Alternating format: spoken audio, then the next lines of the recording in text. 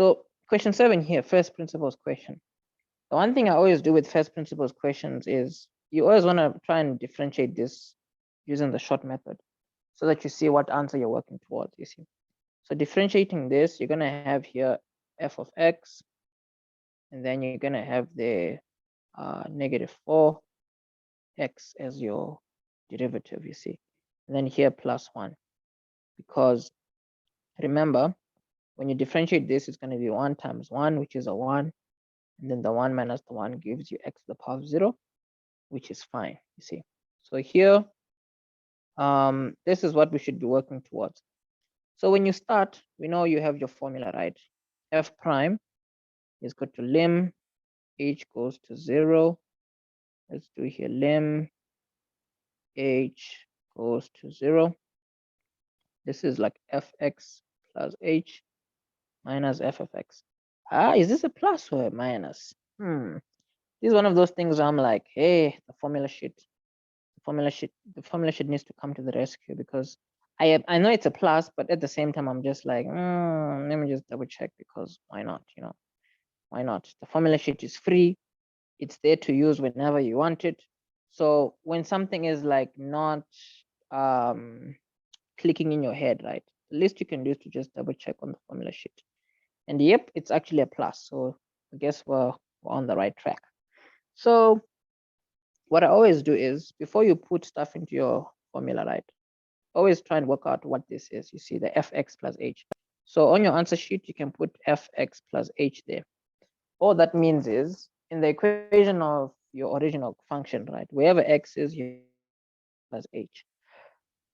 So let's do that. Negative 2 x plus h squared plus x plus h. Now here, you can have here negative 2 outside, right? So x times x is x squared plus 2xh plus h squared, and then here plus x plus h. Now, obviously, you're going to have to multiply the negative 2 inside. You can have negative 2x squared minus 4. See here, I was about to make a grand mistake. Minus 4xh, and then minus 2h squared plus x plus h. Simplifying this, you cannot simplify any further. But at least you would have done all this separately from your big question, you see. So now you can just carry on in your equation of f of x. You can just say here in the equation of f prime, we have your lim h goes to 0. And then what we now know is this fx plus h, right, is just going to be equal to this entire statement here. So you can put the negative 2x squared minus 4xh minus 2h squared plus x plus h. And then here you're going to see, you're going to minus this equation. So as long as you're minusing this equation, right, it means that this sign is going to change, this sign is going to change, you see. So here you're going to have plus 2x squared, and then you're going to have minus x over there, you see. And then at the bottom, you just have your h. So the one way you can always remember that the signs of these two changes, the one way you can always remember is by the following step. You see, every time you have thrown in everything into your formula, this entire equation should be cancelled by values in your formula, you see, because this is a negative 2x squared and plus 2x squared. This is positive x, negative x, so those should cancel out. And then here the lim h goes to 0, you should just skip that. And then here we have negative 4xh minus 2h squared, the whole thing over h. Fortunately here, something is not looking good. Maybe because I'm focusing on this and I'm seeing how this is now, and I'm like,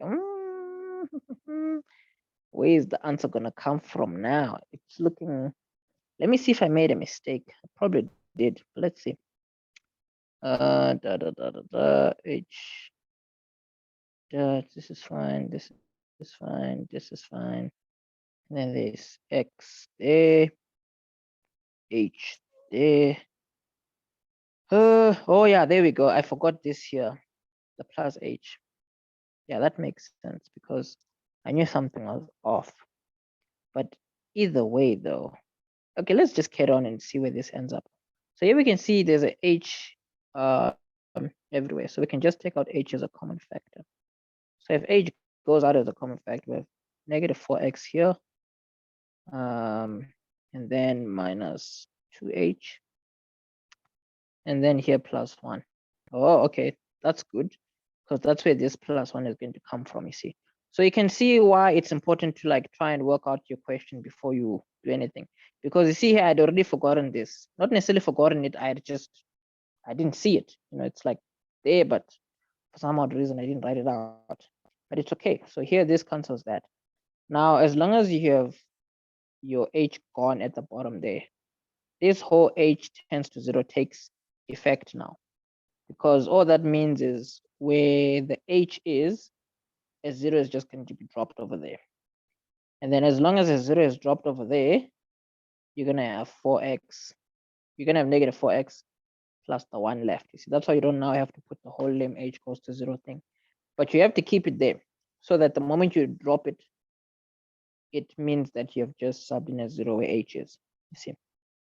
And then you'll get all your 5 marks over there. So that's an okay question. These are the kinds of questions you should never, because they are the same all the time, you see, same idea. So for these 3 marks, you want to make sure that you simplify your expression until each term has a coefficient, a base, and an exponent. As long as you have this, you know you can always now differentiate it, because it's going to be exponent times the base, and then removing 1 from the exponent. So with that being said, let's differentiate this equation. So differentiating this equation, we have to simplify first until we have to make sure everything has this format. So this first term here, right? What we can do first is, you see the bottom part here. You have to remember that as long as there's nothing here, there's like a 2 there and a 1 there. So the first thing you can do is to try and have this as a base and an exponent only. So that you can simplify. So doing that, the negative 5x is still there. Here you have x to the power of a half. Now here, this 5, you want to remember that there's technically a 1 here, right? So what you're seeing here is technically minus 1 over 5 with x squared there. You see, that's what you should be seeing, because it makes your life easier when you have to differentiate. You see, so when you're also simplifying, don't be in a hurry, because there's no point, you know, just simplify nicely. For example, now here you can easily see that, okay, there's a base here to an exponent, there's a base here to the power of an exponent. The bases here are the same and you are dividing, so you can subtract the exponents, you see. So this simplified, your negative 5 is going to be there, and then here you're going to have 1 minus a half. So 1 minus a half is a half, because remember your bases are the same, so you're minusing the exponents. And then here you still have your negative 1 over 5 x squared. So as long as you're simplifying, you have to keep the dx here, you have to keep the square brackets over there. Now, so that the moment you differentiate, you can just put an equal to sign and then differentiate. You see, a half times negative 5, maybe negative 5 over 2. A half minus 1 is minus a half. Here, 2 times negative 1 over 5 is going to give you negative 2 over 5. Removing 1 from the exponent is just a 1, and then this is what you have. So because this is a differentiated equation, it's your final answer. That's why you're just leaving it like all this. So you're obviously going to get a mark for simplifying there, probably simplifying over there, and then a mark for your final answer over there. And that is how you differentiate this expression. I would say at least a 4 mark. At least if this was like 4 marks, you know, because, you know, like we did quite a few things here, but it's okay. We'll take the 3. There we go.